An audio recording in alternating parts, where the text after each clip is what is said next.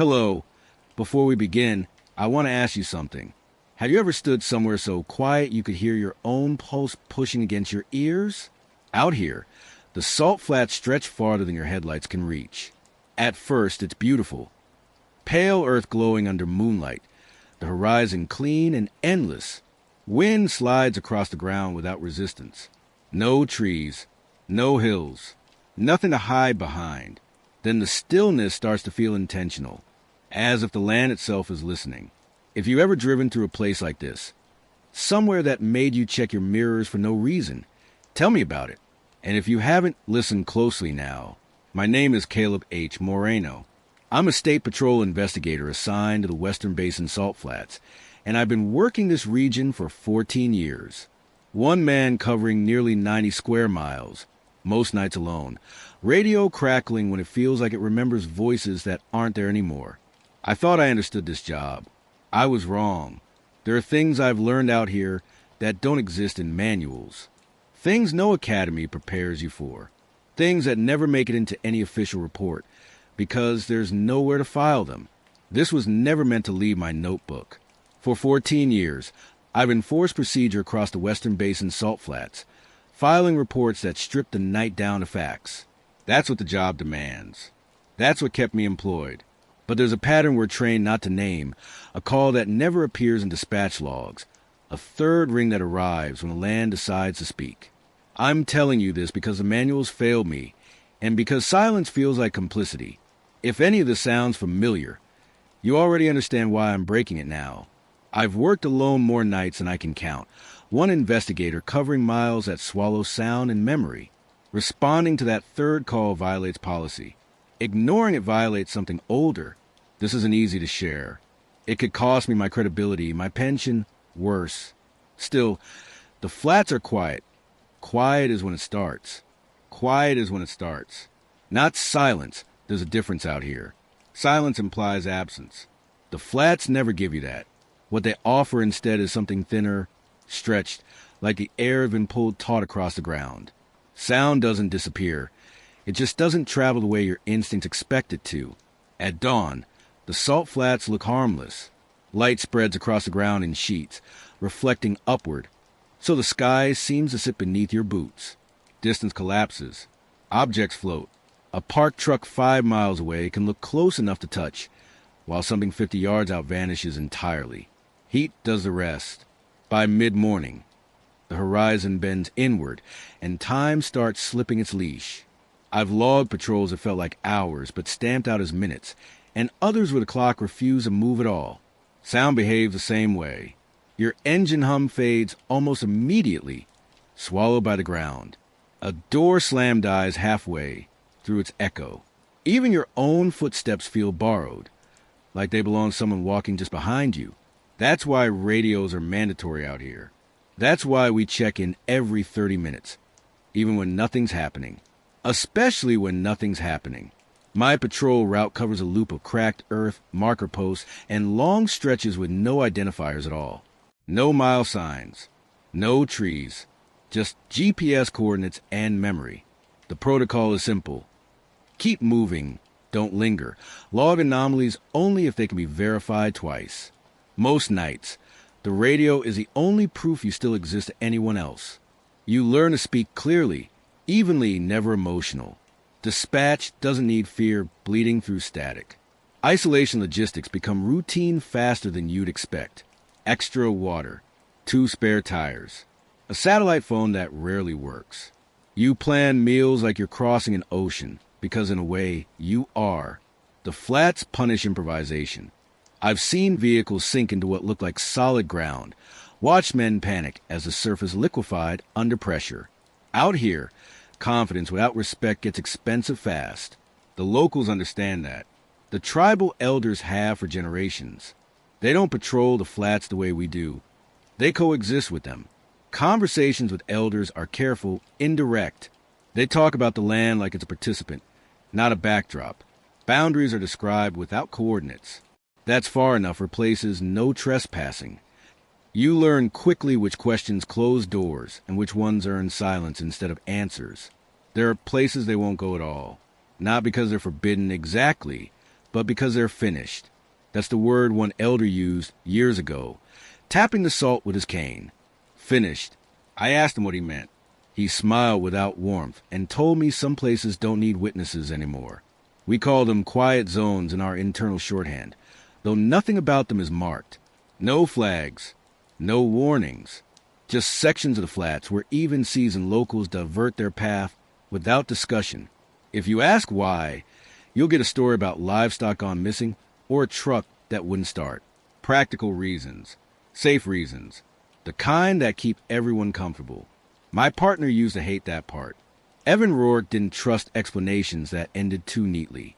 He transferred in 6 years ago, fresh from a coastal assignment, still carrying noise in his posture. He laughed too loud, moved too fast, like he was daring the flats to react. On paper, he was solid. Good instincts, clean reports, a knack for noticing details most of us filtered out. I like working with him because he asked questions I'd stopped asking myself.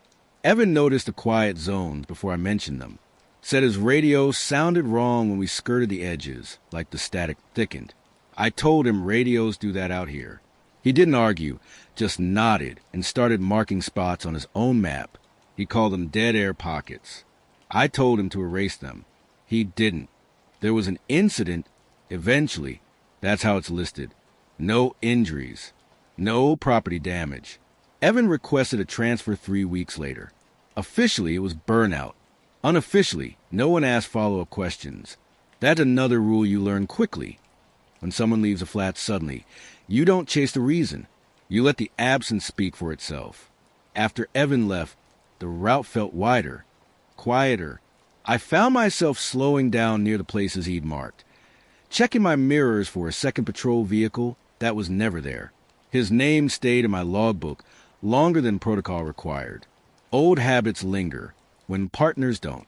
The flats didn't change. That was the unsettling part. Same light distortions, same soundless distances, same radio checks answered on schedule. Whatever Evan saw, whatever pushed him out, left no footprint I could document. Just a gap where curiosity used to live. That's how dread works out here. It doesn't announce itself. It waits. It fills the spaces you stop examining, because examining them costs too much energy. You adapt. You normalize. You tell yourself absence is not evidence. By the time the first call came in, I convinced myself Evan's notes were just that, notes. Overinterpretation from a man who hadn't learned to let the flats be what they were. I erased his markings from my map and told myself I'd done him a kindness. The radio crackled exactly on schedule, and I answered without thinking, unaware that some patterns don't need witnesses to begin repeating. The radio crackled exactly on schedule, and I answered without thinking, unaware that some patterns don't need witnesses to begin repeating. The first call came in on a Tuesday, just after 22:40, late enough that the flats had cooled, early enough that dispatch was still fully staffed. The voice on the line was calm, almost rehearsed. Male, mid-30s if I had to guess. He gave his location using landmarks that hadn't officially existed for years, an old survey marker, a dry wash nobody names anymore. He said his vehicle was disabled. He said he wasn't injured. He asked if someone could come check on him. On paper, it was routine, the kind of call you clear before midnight and forget by morning. I logged it, confirmed coordinates as best I could, and followed protocol.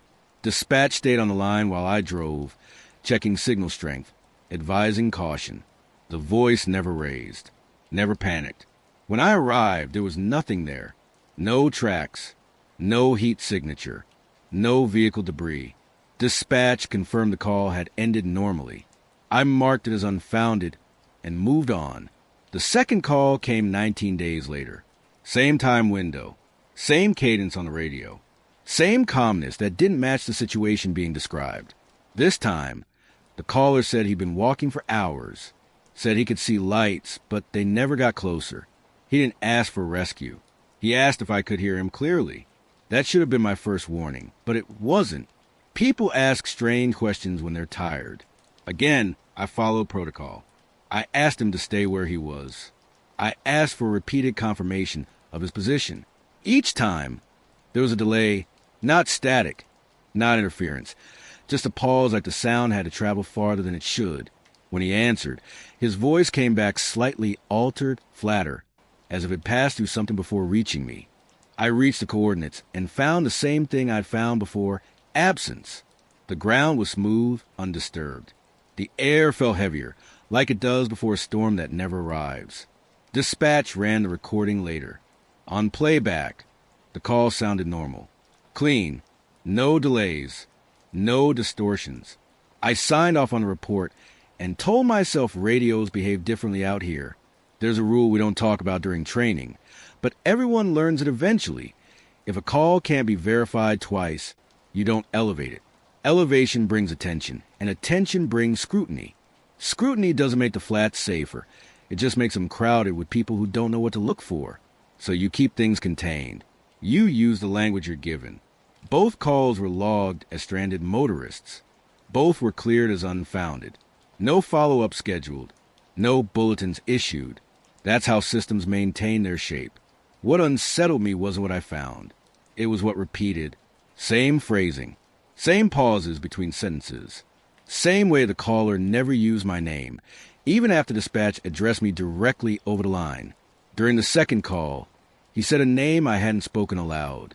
Evan. Just once. Softly, like a question. I asked him to repeat himself. He apologized and said he must have misspoken. I noted it as stress-induced confusion. People under duress reach for familiar names. That explanation fit neatly enough to hold. After the second call, I started asking questions the safe way, casually, over coffee at the fuel stop, while checking permits near the reservation boundary. I asked if anyone had seen a man walk in the flats at night, if any vehicles had gone missing. The answers were polite and unhelpful. Shrugs, stories about mirages, warnings about dehydration. One elder told me the flats repeat what you bring into them. When I asked what he meant, he laughed and changed the subject. That's another unwritten rule. When conversations redirect themselves, let them. I reviewed the recordings again in my cruiser, alone. This time, I noticed something small. On the second call, right before the line went dead, there was a faint sound under the caller's breathing. Not wind, not static. It sounded like another voice, further away, matching his cadence half a second behind. An echo without a source. I didn't document that. Instead, I checked my equipment, recalibrated the radio, replaced the antenna cable. I told myself the delay was mechanical. Radios age. Salt corrodes everything. You learn to blame the environment because the alternative has no procedural box. Dispatch never mentioned a third call. That's the other part of the pattern. It doesn't announce itself. There's no memo, no warning. Just a quiet expectation that you'll be ready if it comes, and compliant if it doesn't. Between calls, the flats return to their version of normal. Light bending, sound thinning, time slipping. I caught myself scanning the horizon more often, listening for footsteps that weren't there. Each night, I drove past the spots Evan had marked in his notebook, now erased from my map, but not from memory. I avoided lingering. I avoided thinking about the way the caller's voice had flattened, like it was learning how to sound human. Denial is easier when nothing escalates. When days pass and no one goes missing, when reports stay clean, you start believing repetition is coincidence, that the land is just land. By the time the calendar crept closer to the third interval, I convinced myself there wouldn't be another call. Patterns require intent. Systems don't develop habits. The radio sat quiet on my dash, humming softly, as if waiting for me to be wrong. The radio sat quiet on my dash, humming softly, as if waiting for me to be wrong. That's usually when the rules surface. Not during training, not in briefings, but in the gaps where experience has nothing official to lean on. The rules that aren't written down don't arrive all at once. They accumulate, traded quietly between veterans the way fishermen compare scars. You don't ask for them. Asking implies disbelief. You earn them by lasting long enough to notice patterns without trying to explain them. My first exposure came years before Evan, during a winter rotation when staffing was thin enough to feel dangerous. An older investigator, close to retirement, rode along with me for 2 nights. He didn't talk much. On the second night, just before midnight, he reached over and shut off my interior light. When I asked why, he said, "Because you don't want to look like you're waiting." That was the first rule, though he didn't number it. Never respond alone after midnight. Officially, midnight means nothing. It's just a time. Unofficially, it's when the flats feel less like a place and more like a process. After midnight, you wait for backup or you let the call go. You tell yourself it can wait. You tell yourself you'll follow up at first light. You don't admit you're afraid. You cite staffing limitations. The second rule came from a dispatcher who'd been on the board longer than anyone else. She said it casually, like a joke, after a call dropped. "If you hear someone call you by name past the marker posts," she said, "no, you didn't." Marker posts are relics, rusted metal, unevenly spaced, remnants of surveys that never finished. They mean nothing legally, but everyone knows where they are. Never follow voices beyond marker posts. If a call takes you past them, you stop. You wait. You let the voice exhaust itself. The third rule is the one nobody says outright. You infer it from silence. Never acknowledge a third call verbally. Not to dispatch. Not to your log. Not to yourself. If you don't name it, it stays hypothetical. Hypotheticals don't require response. These rules contradict everything the badge stands for. We're trained to respond, to verify, to document. Ignoring a call feels like failure. But out here, responding to the wrong thing feels like volunteering. That's the moral not no one untangles for you. Duty pulls one way. Survival pulls the other. The manuals pretend they're aligned. I broke one of those rules once. Years ago, before I knew how much weight they carried. It was just after midnight, and I was the only unit within range. The call wasn't distressing, just a voice asking for directions, confused, polite. I told myself the rules were superstition dressed up as wisdom. I followed the voice past the marker posts, headlights carving tunnels through the dark. The farther I went, the clearer the voice sounded, until it felt like it was sitting in the passenger seat. Nothing happened. Not immediately. I found no one. I turned around and went back to my route. For weeks after, my radio clicked on by itself at odd hours. My name whispered through static. It stopped eventually. I never reported it. I learned the lesson I was supposed to learn. Rules don't announce their consequences. When Evan arrived, I didn't tell him any of this. That's another rule. You don't burden newcomers with what they haven't earned. You let them acclimate. You let them build their own relationship with the flats before you complicate it. I watched him learn the visible rules quickly. Radio checks, route discipline, water management. What he picked up on his own were the invisible ones. He started timing the gaps between calls, noting how often dispatch repeated themselves, how certain phrases seemed to echo longer than others. He asked why we never patrolled certain stretches after dark. I gave him practical answers. Terrain instability, budget constraints. He accepted them, but I could see he was filing them away. After the second call, Evan would have said something. He would have pressed, compared recordings, pushed for escalation. I didn't have to silence him. The system did that by omission. There was no third call logged. No trigger to force the conversation. The rules stayed theoretical. That's the dangerous part about unwritten rules. They depend on restraint. They only work if everyone agrees not to test them. Evan tested them by accident, by curiosity, by refusing to erase patterns that didn't fit. I think now that his transfer wasn't burnout. It was recognition. He saw the shape of something and decided distance was safer than denial. As the weeks passed, I found myself reviewing the rules more often, mentally rehearsing justifications. Midnight equals wait. Marker post equals stop. Third call equals nothing. Repetition makes lies feel procedural. I told myself that if a third call came, I would handle it the right way. I would let it go unanswered. I would trust the rules. But rules assume choice. They assume you're given time to decide. The radio hummed steadily, a reminder of every voice it had carried and every one it might again.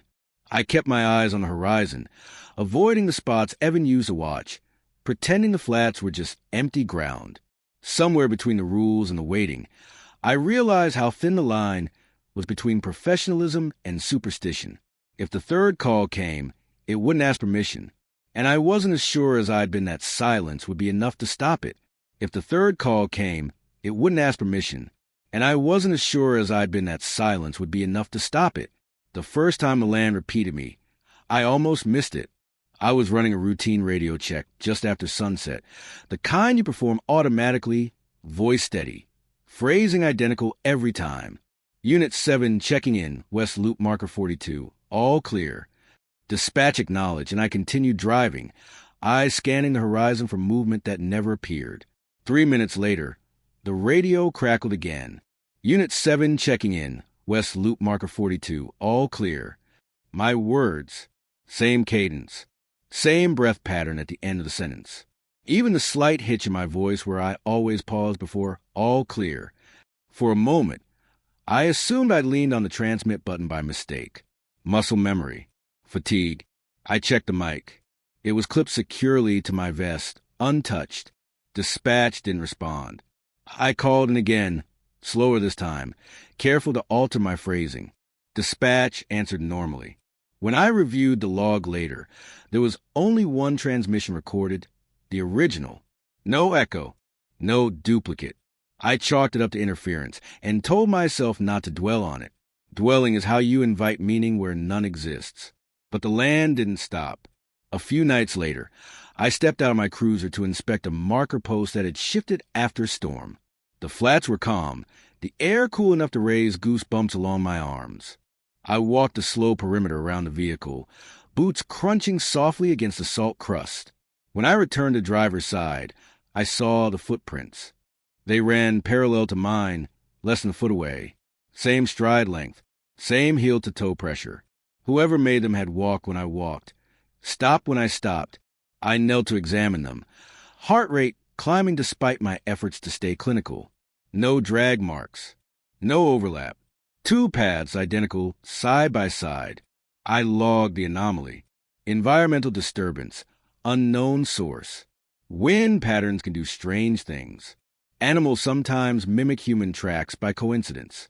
The explanation didn't matter as long as it existed. The voice came after that. It wasn't on the radio at first. It carried across the flats, faint, conversational, as if someone were speaking just beyond the range of comprehension. I ignored it. Wind can shape sound. So can temperature shifts. I focused on my route, my instruments, the things that obeyed rules. Then the voice laughed. Evan's laugh. Short, dismissive. The one he used when he thought he'd just proven a point. My hands tightened on the steering wheel before I could stop them. I told myself it was memory intruding where it didn't belong. Grief has a way of misfiring. You hear voices in crowds. You dream in borrowed tones. The voice used my name next. Not shouted, not whispered. Spoken the way Evan used to say it when he wanted my attention without making a production of it. I pulled over, heart pounding hard enough to blur my vision, and stepped out into the open. Knock it off, I said aloud to no one. The sound died almost immediately, swallowed by the ground. I followed procedure after that. I set up audio recording equipment. I adjusted gain levels, tested frequencies, ran diagnostics on the radio. I started logging timestamps obsessively, noting weather conditions, temperature gradients, even my own sleep patterns. If there was a rational explanation, I intended to find it. The recordings were useless. On playback, the anomalies vanished. My repeated transmissions collapsed into single entries. The laughter degraded into static. My name, spoken so clearly in the moment, never appeared in the audio file. Evidence requires permanence. Whatever was happening refused to leave a trace. That's when my certainty began to fracture. I started second-guessing myself in small ways, rechecking locks, rereading logs I'd written hours earlier to make sure the handwriting was mine. I altered my patrol routes slightly each night, testing whether the repetition followed pattern or proximity. The flats responded by remaining exactly the same. On the 7th night after the footprints, I heard Evan again. This time, he used an inside joke, one he'd made years ago, during a long shift when the radio had gone dead and we'd fill the silence with bad impressions and worse coffee. No one else knew it. I'd never said it aloud since he left. I didn't answer. I didn't follow the voice. I stayed inside the cruiser and waited for it to fade. It did, eventually, leaving behind a pressure headache and a sour taste at the back of my tongue. I reported none of this. The rules don't cover repetition. They don't tell you what to do when the land starts borrowing pieces of you and handing them back slightly rearranged. I worry that acknowledging it, even privately, would make it more concrete, more entitled to continue. Sleep became difficult. When I did manage it, I dreamed of radio static filling my mouth, my own voice echoing back at me from somewhere underground. I woke up convinced I transmitted something I shouldn't have. Each morning, I checked the logs. They remained clean. I thought about Evan more often, about the way he'd marked his map, about the patience with which he'd listened to the flats, like they were explaining themselves slowly. I wondered what he'd heard before he left, what the land had repeated to him that made distance feel like the only reasonable response. By the time I realized I was altering my speech patterns on the radio to avoid recognition, it was too late to pretend this was coincidence. I shortened sentences, changed cadence, avoided names altogether. The land adjusted anyway, smoothing out the differences, returning my words to me like corrections. There's a moment when denial stops being protective and starts being dangerous. I crossed that line quietly, without ceremony, telling myself I was still in control, because nothing overtly hostile had happened. No threats, no pursuit, just mimicry, just echoes, but echoes imply a source. On the 12th night after the first repetition, the radio stayed silent longer than it should have. No routine traffic, no dispatch chatter, just the low hum of an open channel. I stared at the display, waiting for the familiar crackle. Somewhere out on the flats, a voice practiced my tone, preparing to use it properly. I knew then that if the next call came, it wouldn't sound like a stranger asking for help. It would sound I knew then that if the next call came, it wouldn't sound like a stranger asking for help. It would sound like someone who already knew how I responded. The build-up wasn't dramatic. That's the part that still bothers me. No alarms, no sudden silence, just a slow tightening of routine until it felt like a noose. Staffing had been cut again that week. 2 sick calls, 1 unit reassigned south for a rollover investigation. Dispatch was running lean. I was the only patrol scheduled for the West Loop after midnight. The rules whispered in the back of my mind. But rules don't fill empty slots on a roster. I watched the clock more than the horizon. Every minute ticked by too loudly, the digital numbers glowing against the dark like they wanted attention. The flats were calm, almost gentle. No wind, no heat distortion. Even the radio seemed subdued, its hum steady and unremarkable. I told myself that if nothing happened by 2240, the pattern would break. Patterns need consistency to survive. At 2240 exactly, the radio crackled. Unit 7, this is... The voice paused, just long enough to feel deliberate. I need assistance. Same phrasing, same measured tone, same breath intake before the last word. He gave the coordinates without hesitation, numbers falling into place like he'd rehearsed them. They matched the first 2 calls precisely. Same abandoned marker, same stretch of ground that never showed up on satellite imagery the way it should. I waited for dispatch to respond. Nothing. I keyed to my dispatch, confirmed traffic. My voice sounded strange in my own ears, flattened by adrenaline. The reply came back a second later, casual, almost bored. No record of an incoming call. No open channels besides mine. They asked if I needed to clear for a break. The third rule pressed hard against my chest. Never acknowledge a third call verbally. I hadn't, technically. Not yet. But the voice was still there, patient, filling the silence between my transmissions. Unit 7. It said again, using my call sign the way dispatch does when they want your full attention. I'm still here. I shut off the radio. The cruiser felt suddenly too small. My heartbeat thudded in my ears, drowning out the quiet hum of the engine. I stared at the coordinates on my dash display, memorized despite myself. The moral calculus unraveled quickly. If I ignored the call and someone was truly stranded, that was on me. If I responded and the rules were right, there might not be a version of me left to file a report. I thought of Evan, of his erased markings, of the way he'd listened. I wondered if he'd faced this moment and chosen differently.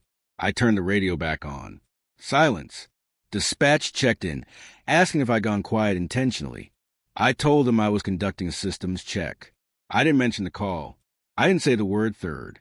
I logged nothing, alone due to staffing shortages. That phrase gets used often, usually to justify delays and compromises.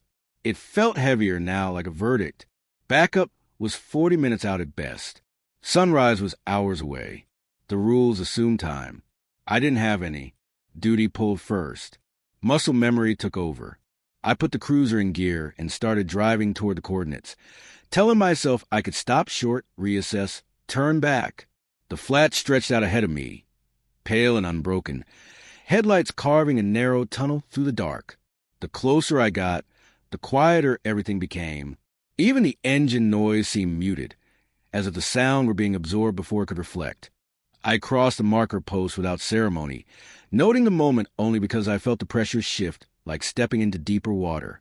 The voice came back on the radio, without prompting.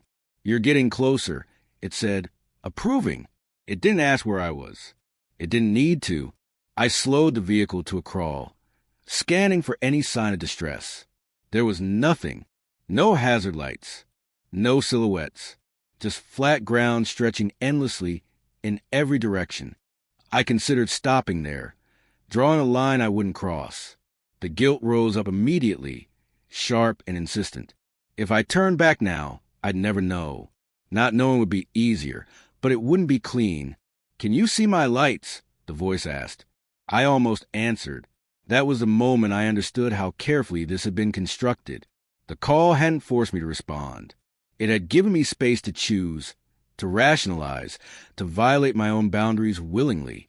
Whatever waited out there didn't need to chase me. It only needed patience. I drove the rest of the way. The coordinates led to a shallow depression in the flats, subtle enough to be missed if you weren't looking for it.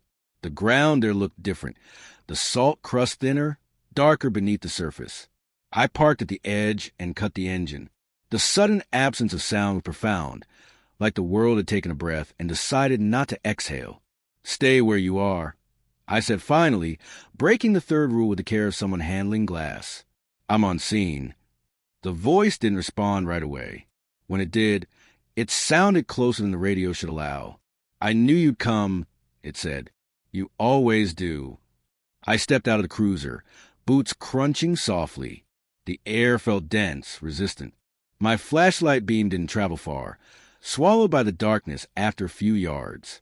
I swept it slowly, methodically, the way I'd been trained. "Where are you?" I asked, hating the tremor in my voice. There was a pause. Then, from somewhere just beyond the reach of the light, Evan laughed. The sound hit me harder than any physical blow. It carried memory with it, late-night shifts, sheer exhaustion, the easy familiarity of someone who trusted me. I felt my resolve waver, grief and guilt tangling together until they were indistinguishable.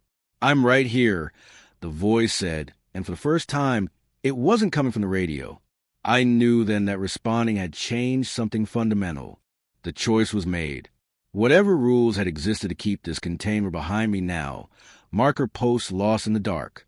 I took another step forward, heart pounding, aware that there would be no clean way back from this. Behind me, the cruiser sat silent, a small island of procedure in a sea that didn't recognize it.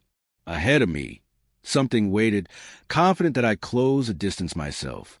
Ahead of me, something waited, confident that I'd close the distance myself. I didn't rush toward it. Fear sharpens some instincts and dulls others, but training held just enough to keep me slow. I kept my flashlight steady, beam low, sweeping side to side. The ground ahead dipped and rose in ways that didn't match the flats I knew. The horizon, usually a clean line, curved inward like a bowl. Depth perception failed first. What looked 20 yards away took 3 steps to reach. What looked close receded when I moved toward it. "Help me," Evan's voice said, and this time it cracked. That was new. Before, the mimicry had been clean, almost clinical. Now there was strain woven into it, like someone tried to remember how fear was supposed to sound. The voice didn't come from a single direction. It slid across the flats, reappearing at different distances, without traveling between them. I can't feel my legs, it said, too quickly, like it had learned that detail from somewhere. It's cold. I stopped walking. The rules didn't cover this, but training did. You don't advance on a scene when your senses are compromised. You create distance. You anchor yourself to something fixed.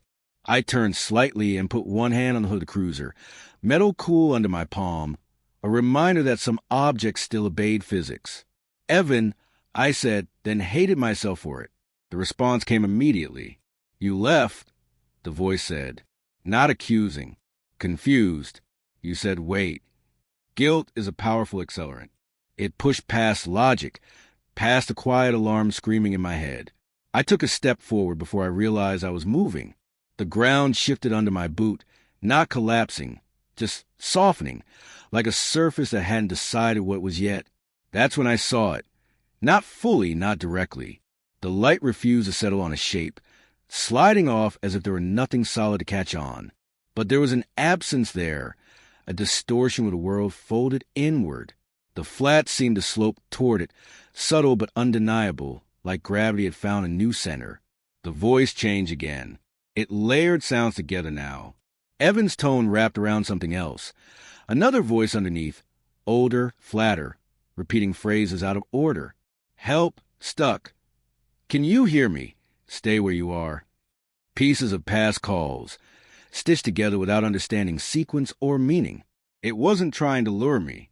Not exactly. It was practicing. I realized then that it didn't know why those words worked. It only knew that they did. My radio hissed a light behind me, volume knob untouched. Dispatch's voice cut through, distorted but real. Unit 7, status check. They sounded far away, like they were speaking from underwater. The thing ahead of me turned its attention toward the sound. The distortion deepened, horizon bending further, the space between us compressing.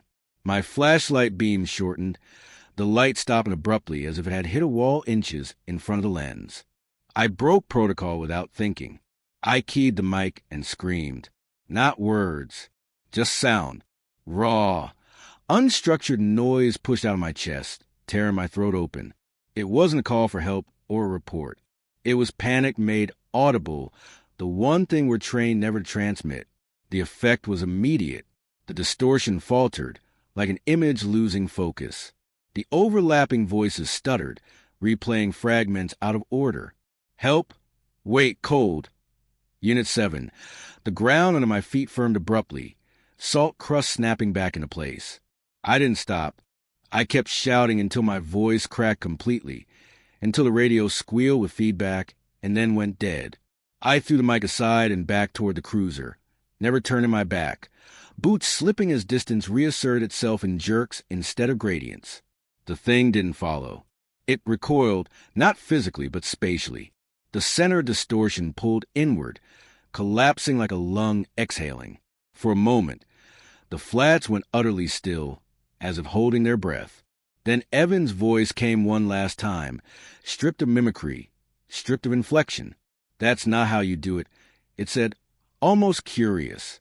The horizon snapped back into a straight line. The flashlight beam extended normally. Sound returned all at once. The crunch of salt, the low whine of the cruiser's engine cooling, my own ragged breathing.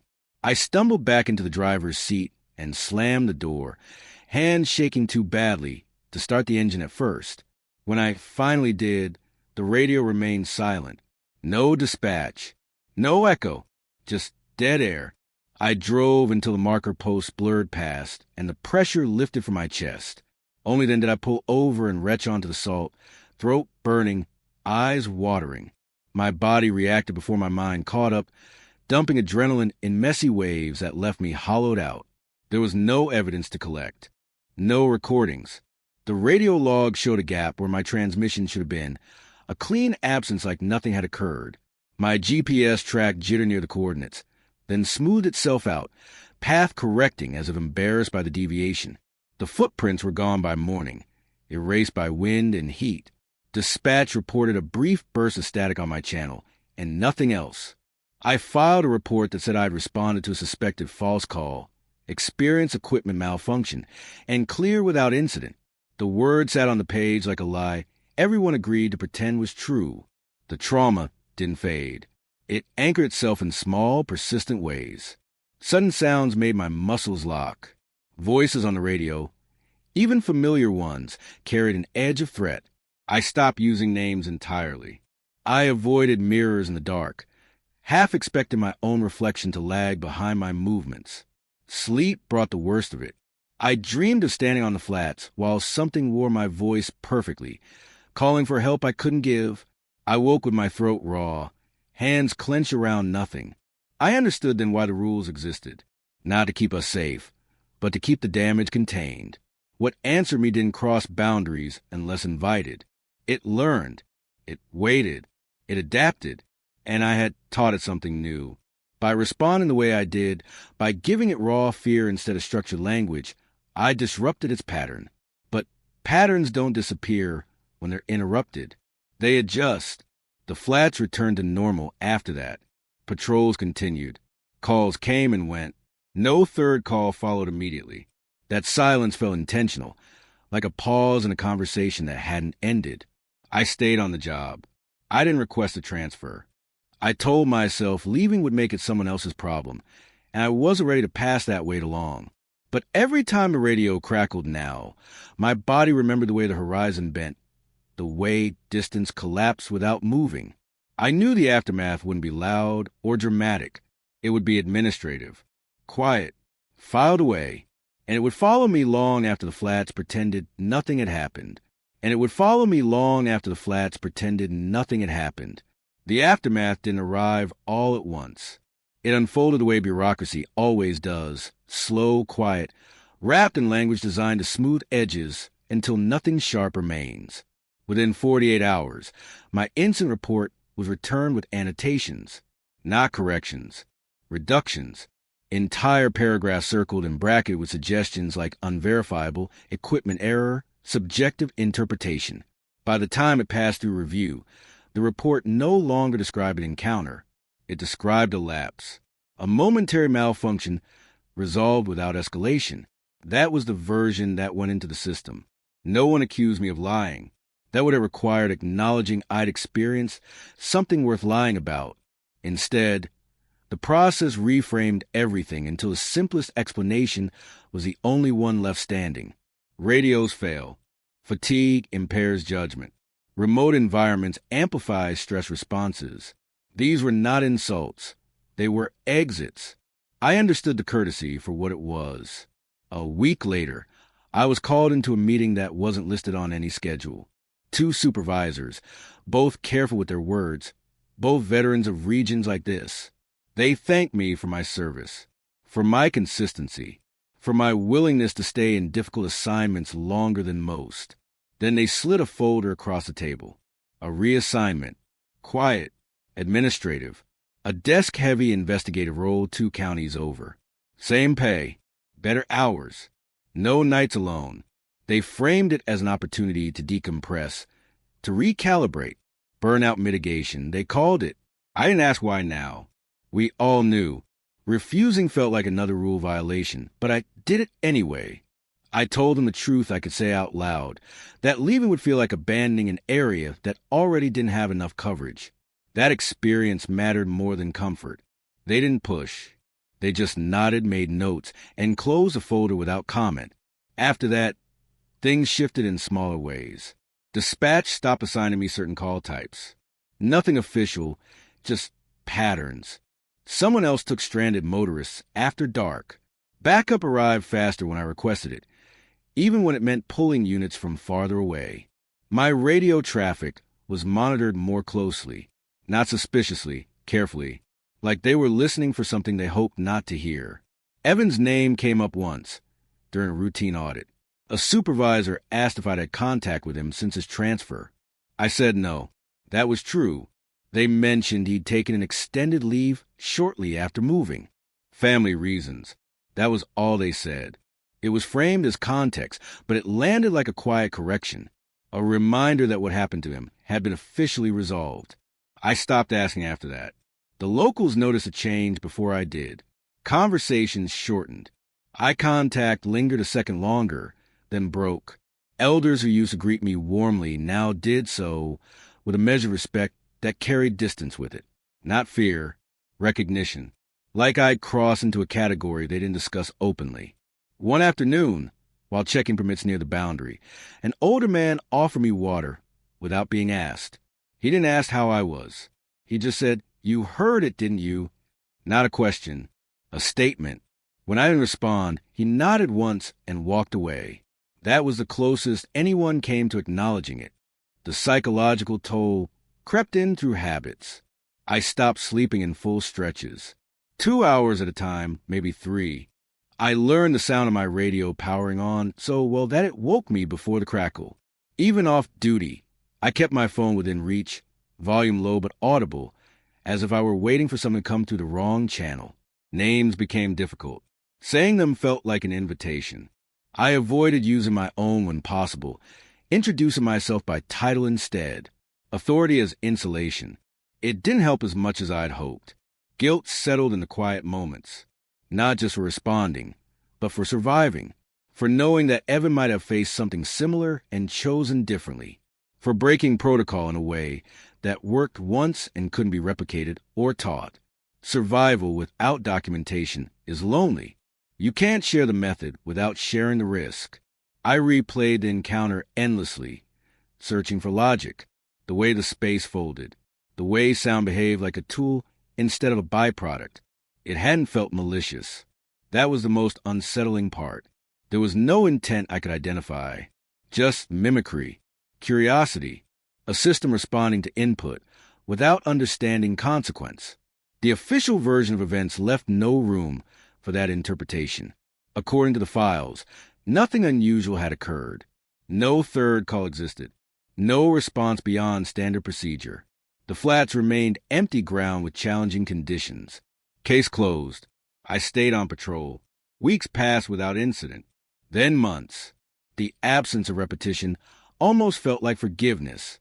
I began to wonder if the encounter had been a convergence of stressors, if my mind had filled in gaps that never existed. Doubt is persuasive when reinforced by normalcy. But the land didn't return to the way it had been before. It watched differently. That's the only way I can describe it. The quiet zones felt heavier, more defined. I avoided them instinctively now, detouring without conscious thought. My body remembered what my reports denied. One night, during a routine check, I caught my reflection in the cruiser window and flinched. For a split second, the movement hadn't matched. It resolved immediately, but the jolt of fear lingered long after logic dismissed it. I started keeping a private notebook again. Not logs, observations, things I couldn't file anywhere else. Patterns in radio traffic, shifts in dispatch tone, small inconsistencies no one else seemed to notice. Writing felt like containment, a way to keep the damage from spreading. The reassignment offer never came back. Neither did reassurance. The system had decided on a compromise. I would stay, but the story would not.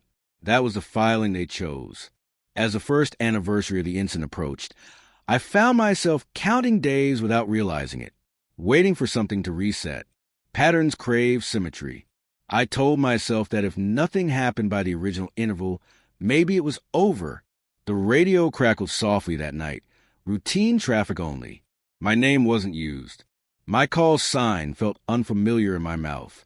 Still, as I drove past the edge of quiet zone, I felt it again, that sense of pressure, of attention focused inward, not active, not reaching, just aware. The aftermath hadn't erased what happened. It had only taught it patience. And patience, I was beginning to understand, was how the flats prefer to operate. Nothing happened for a long time after that. Long enough that the absence started to feel earned. Years passed in measured increments. New supervisors cycling through, new procedures layered over old ones, the radio equipment upgraded twice. The land stayed the same. Quiet zones remain quiet.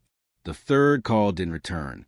Eventually, even I stopped counting days. That's how patterns regain their leverage. They let you believe you've outlived them. I might have carried the silence to retirement if not for the new officer. He arrived in early spring, fresh transfer, same way Evan once had. Young enough to still move like noise belonged to him. His first week, I watched him learn the routes, memorize the dead stretches, complain about the radio lag. I didn't say anything. That's another rule. You don't poison someone else's relationship with a place before it forms. Then I saw his map. He'd marked sections of the flats with pencil, not the official hazards, not the terrain issues, the quiet zones. He hadn't labeled them, just circled them lightly, like he wasn't sure yet what they meant. My stomach tightened in a way that had nothing to do with memory and everything to do with timing. The pattern resumed 3 nights later. Not on the radio. Not officially. It came sideways, the way it always does. A stranded motorist reported by a passing trucker, vague location, poor signal. Dispatch assigned a new officer because I was tied up on the south end. I listened to the exchange on the shared channel.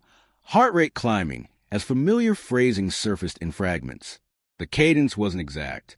Not yet, but it was close enough to recognize the direction of travel.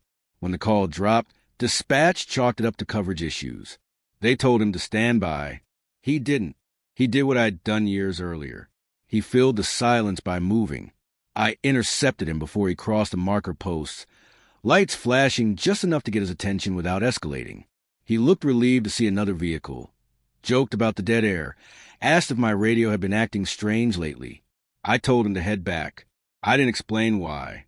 Authority buys you a few moments of compliance without understanding. Later that night, after he cleared, I sat alone in the cruiser and realized something had shifted. The land hadn't answered fully. It had tested, probed, adjusted its phrasing to a new voice. The silence afterward wasn't absence. It was calibration. That's why I'm saying this now. Not because something dramatic is happening. Not because there's proof I can show you. Because the pattern has restarted at the edges, subtle enough to ignore if you don't know what to look for. Because someone else is learning the flats the way I did and the way Evan did, and I don't believe in letting that knowledge die with me anymore. Breaking silence feels like breaking a contract. The system relies on containment, on treating anomalies as isolated incidents until they're diluted into irrelevance. I benefited from that approach. It kept my career intact. It kept questions away from doors that shouldn't be opened. But moral obligation doesn't always align with procedure. Sometimes it shows up as a weight you carry until sharing it feels less dangerous than holding alone. I won't tell you where this place is. I won't give you coordinates or names. That would turn a warning into an invitation, and I won't do that. What I can tell you is this. Environments listen, not the way we listen, but in patterns. They don't understand intent. They understand repetition. If you call out into certain places long enough, something will answer. It may use your language. It may use your memories. It may sound like someone you trust. That doesn't mean it knows what those things are. The new officer hasn't heard the third call yet. I hope he never does. I've adjusted schedules, quietly shifted coverage, done what I can without triggering scrutiny.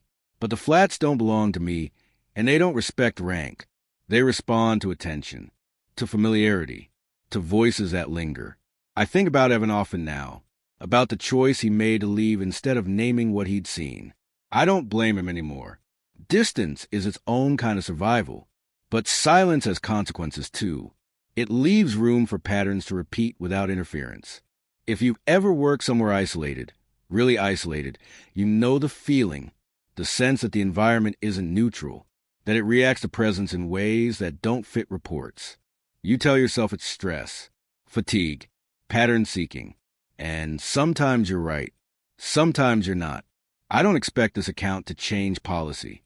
I don't expect it to be believed in any official sense. That's not why I'm telling it.